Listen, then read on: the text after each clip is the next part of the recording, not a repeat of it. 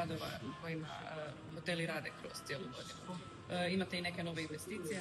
Da, hoteli rade kroz cijelu godinu. Sa strane hotela i privatnog sektora naravno da se hoteli renoviraju, obnavljaju, dižu standard, prilagođavaju se novim vremenima, a opet da se zadržim na sportu i nekakvim drugim manifestacijama, ali najviše na sportu.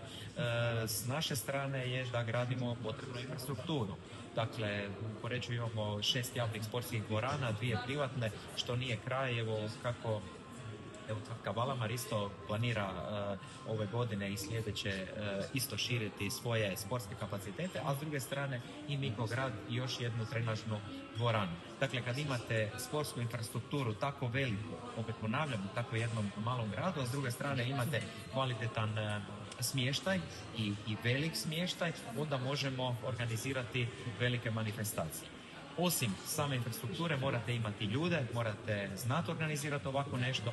Sada mogu i slobodno reći, nakon toliko godina i toliko odrađenih velikih manifestacija, svjetskih, evropskih, međunarodnih općenito, da imamo i ljudstvo, da imamo ljude sposobne za organizaciju stvarno velikih evenata.